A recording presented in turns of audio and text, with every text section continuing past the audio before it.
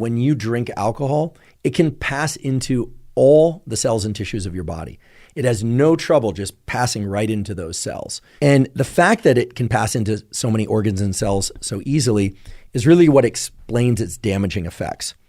I should mention that there are three main types of alcohol. There's isopropyl, methyl, and ethyl alcohol, and only the last one, ethyl alcohol or ethanol, is fit for human consumption. However, it is still toxic, okay? It produces substantial stress and damage to cells. I'd love to be able to tell you otherwise, but that's just a fact. Ethanol produces substantial damage to cells. The key thing to understand here is that when you ingest alcohol, you are, yes, ingesting a poison, and that poison is converted into an even worse poison in your body, and some percentage of that worse poison is converted into a form of calories that you can use to generate energy, generate ATP. The reason why alcohol is considered empty calories is because that entire process is very metabolically costly, but there's no real nutritive value of the calories that it creates.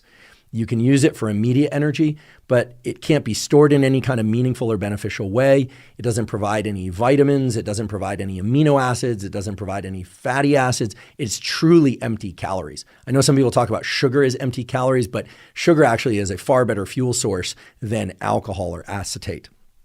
But nonetheless, when you ingest alcohol, some percentage is being shuttled into a worse poison and some is being shuttled into a fuel source. Now, the important thing to understand is that it is the poison, the acetaldehyde itself, that leads to the effect of being inebriated or drunk. I think most people don't realize that being drunk is actually a poison-induced disruption in the way that your neural circuits work.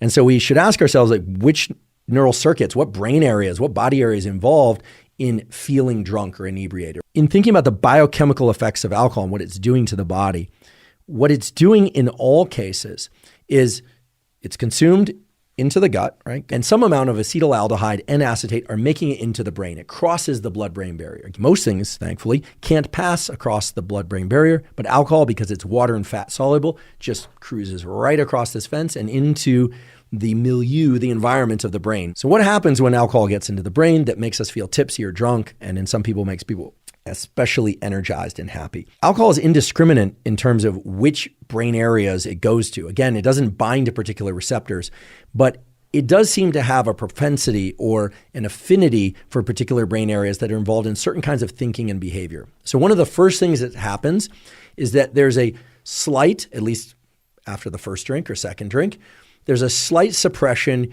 in the activity of neurons in the prefrontal cortex. This is an area of your neocortex that's involved in thinking and planning, and perhaps above all, in suppression of impulsive behavior.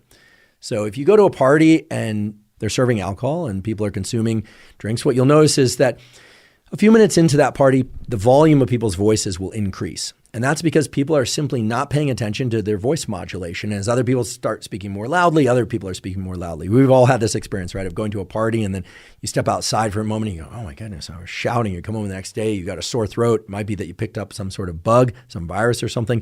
But oftentimes it's just the fact that you've been shouting all night just to be heard, because as the prefrontal cortex shuts down, people stop modulating their level of speech quite as much. Also notice that people start gesticulating more, people start standing up and sitting down more, they'll start walking around more. If there's music on, people might spontaneously start dancing, or they might do things that they want to do without really thinking it through quite as much, or they might not even remember. As long as we're there, I'll just tell you that alcohol has a very strong effect in suppressing the neural networks that are involved in memory formation and storage. This is why oftentimes we forget the events of a night out if we've been drinking. One of the more important things to know about the effects of alcohol in the brain is this disruption in top-down inhibition, but also that areas of the brain that are involved in flexible behavior, sort of considering different options, like I could do A or I could do B. I could say this to them or I could say that. I could say it in that way or I could say it in this way. This might be a little more tactful. Those brain areas basically shut down entirely, and people just tend to say what they want to say. So the key thing to understand is that when people drink, the prefrontal cortex and top-down inhibition is diminished. That is, habitual behavior and impulsive behavior starts to increase. Now, what's interesting is this is true in the short term, so after people have one or two, maybe 3 or 4 drinks, but it's also true that the more often that people drink, there are changes in the very circuits that underlie habitual and impulsive behavior.